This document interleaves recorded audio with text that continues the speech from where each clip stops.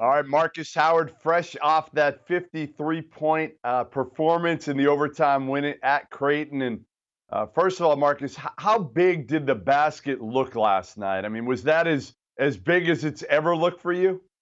Yeah, I'd have to say so. I mean, it was just a great night for our team in a whole. I think a lot of guys stepped up, really played well. That shot by Sam at the end of regulation was unbelievable. That's a shot he practices all the time in practice. So, just to see it actually happen in a game was pretty crazy. So I was really, really excited for that. And I thought we really showed a lot of fight from our team. So that was really good for us as well. So I want to know if you were doing a scouting report on yourself, how would you defend yourself? How would you tell somebody else to guard you or try to guard you? I don't know if I can put that out there, Jeff, man. I don't know if I can put that out there. I don't know. I mean, I try to get the ball out of my hands, I guess. But I don't know. I mean, whatever any defense is going to throw at me, I'm going to continue to try and be aggressive. I'm not going to back down from anything. So, people can try what they want, but I know whether that's me scoring or that's my teammates. We're just going to try to do whatever we can to get a win, and that's really all I care about at the end of the day is getting a win. When I say that you're the only Division One basketball player in the last 20 years to have multiple 50-point games, like, what do you think when you hear that? I mean, first of all, I give all the glory to God. It's truly a blessing to even be mentioned among, great people who have done things like that.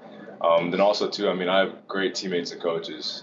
They give me supreme confidence. They give me supreme freedom to do what I'm able to do. So without them, none of it would have been possible. So I give all the credit to them. I can't singly take any of the credit. Without them, I wouldn't be able to do what I do.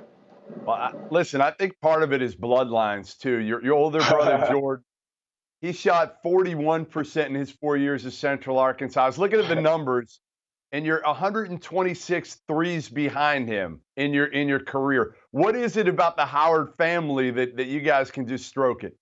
It's just a lot of hard work, a lot of repetition. Our oldest brother, is our trainer. So, anytime we're able to spend time with him in the gym, with each other in the gym, it's always great. We push each other, tremendously. That's the person I look up to the most is Jordan. He's my favorite player. When people ask me who my favorite player is, it's no one in the NBA or anybody. It's always been Jordan. Ever since I was younger. So, he's been the biggest person I've looked up to, not only from a basketball standpoint, from a life standpoint.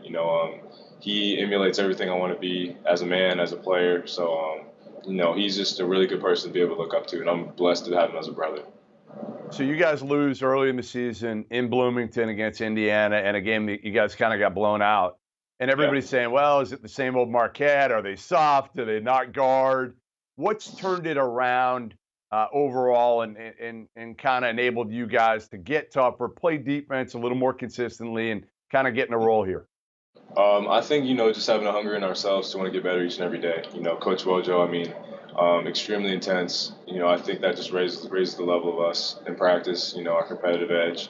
And I think, we want it. We want to get better each and every day. And I think when you have a team of guys that want to do that, it's going to create great things. And so, in a position like we were last night where we were down at some points, 14 to 16 points, the fact that we're able to, fight back, rally on each other, just stick together throughout the game to come back and get a victory, I think speaks a lot to, how we've tested ourselves in practice and, just how close-knit of a group we are.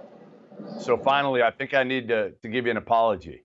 I put you at number 2 in the preseason top 30 shooters behind a kid named Fletcher McGee, who can really, really, really shoot it from Wofford. He can really shoot. Give a lot of credit to Fletcher, man. He can really sling that thing. So he's a great player.